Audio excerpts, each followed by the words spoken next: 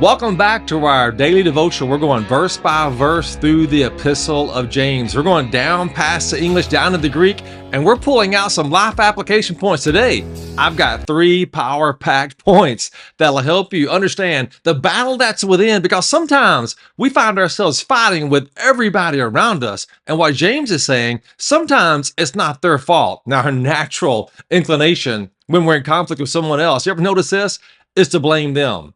What James is saying, we should start with looking in our own heart, because sometimes the battle around us is not that the other person's in the wrong. It's not that it's a devil coming against us. It's not necessarily spiritual warfare out around us. It's the warfare right here in our heart. So today, let's dig in. Okay, so here we are. James chapter 4, right here starting off says, what is the source of wars and fights? Now, let's look at these 2 words right here, wars and fights right here. So the word for wars in the original Greek is polemio, and for fights is machia.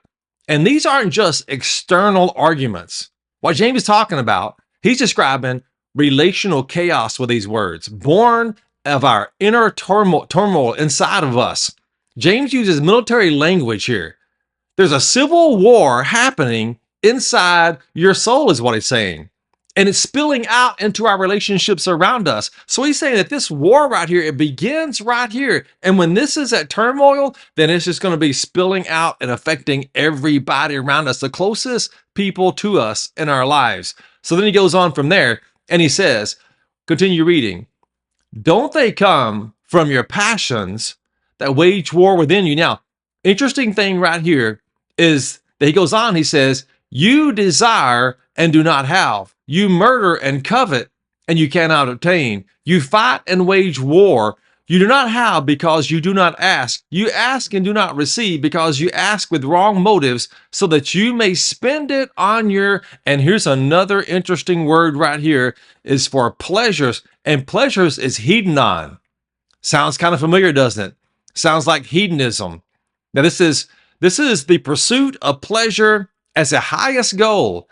James is saying, when your desires become your king, they will drive you to destroy others and diminish yourself in the process. You know, it's amazing to me how James and the whole Bible just keeps bringing everything back to our heart, a heart issue right here. That just like the previous verses we looked at, if I've got selfish ambitions, if I've got jealousy, then man, those things will destroy me. Look at what James is saying here. He's look at these verses we got right here. He talks about the sources of the wars and the fights among you. So like when we're in fight, we're in conflict with other people. Don't they come from the passions that wage war within you? You desire and you do not have. So like our selfish desires, man, those things will destroy us. We think it's them. Here's what James is saying. We think it's them, but it's really us. We think it's the devil, but it's our own desire. James doesn't just start with Satan or society or with spiritual warfare. Those are all real battles. But he starts with our heart. He starts with us, a battle raging. He said, we got to take care of this first before we start addressing those things out there. If this isn't right, then it doesn't matter how we address all the things on the outside, because this is at turmoil. It's inevitable. Then we're going to be in conflict with ourselves, everyone around us, and ultimately we're at conflict with God. So until we deal with whatever's going on inside of us, this conflict right here, then it doesn't matter what else we look at or look around, because we're naturally, here's a painful thing, dear friend. We will naturally blame everything and everybody else before we look within ourselves. And what James is saying here, that in wisdom, if we're truly going to have God's wisdom, then the first place we're going to look is going to look within our heart. So here's something we can always do. We can always stop and say, when we're in conflict with someone else, does this conflict, am I the one wrong in this? Because we look at our number 1 point we're going to look at today, and number 1 power-packed point is the war around you usually reflects the war within you. So I can say this, like I've heard it said before, that like the things that drive me crazy about other people are usually the things that are at conflict within myself. That is a hard truth to handle right there, to swallow. That usually the things that bother me about other people are usually the things that I'm at conflict with within my own heart. So that's the first place we start right there. Number 1 is with that. Okay, number 2 is this. Desire unchecked becomes destruction unleashed. Now, there's not anything wrong with desire, but there's something wrong with unsurrendered desire. You see, because unsurrendered desire, that's a fleshly desire. And a fleshly desire, that can become very destructive. James says, you desire and you don't have, so you murder. Now, sometimes we don't physically murder people, but we do an assassination on their character. We destroy them. We do whatever we can to get what we want. That is what unsurrendered desire will do. And then we'll say, hey, man, I'm just being real. I've heard people say that before. They'll cut down other people or say terrible things about me, or other people say, hey, man, I'm just trying to be real right here. When actually what they're doing is they're assassinating people's character. They're destroying them to justify themselves and their own selfish ambitions. So, I mean, like unsurrendered desire, it becomes a demonic foothold the enemy uses to turn passion into poison. So, once again, passion isn't wrong when it's passion for the Lord, but when it's passion for my own selfish desires or for worldly things, that is when it is dangerous. See, we've got to be crucifying our flesh, dying to ourselves, dying to sin, because if we don't, then what's going to happen is that our flesh will be crucifying people around us.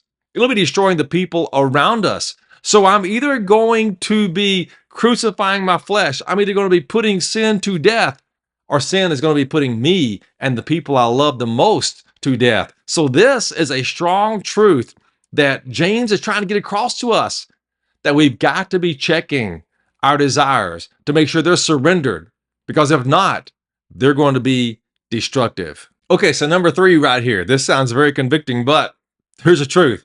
You don't have, not because God isn't listening, but because you're not surrendering.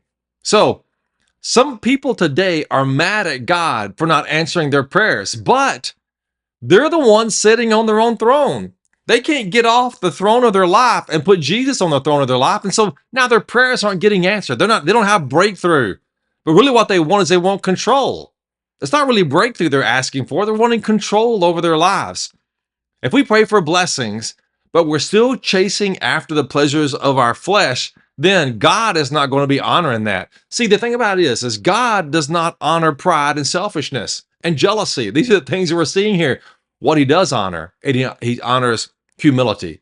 See, our problem is so many times, especially like in the world I live in here in America, we are so prosperous. And when that happens, we get a sense of self-entitlement. We have a sense of self-entitlement and pride.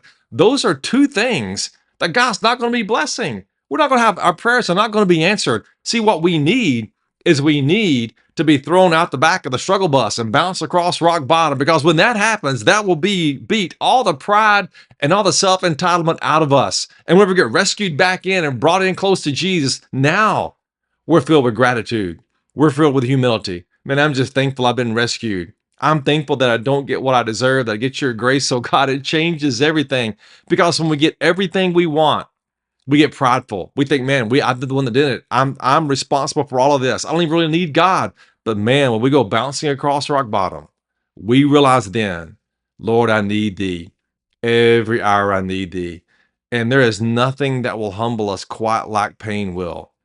One of the most important disciplines you will ever do in this life, dear friend, is discipline yourself for humility, because pride is invisible in the mirror. And we all struggle with pride to one degree or another. So listen to what James is saying here.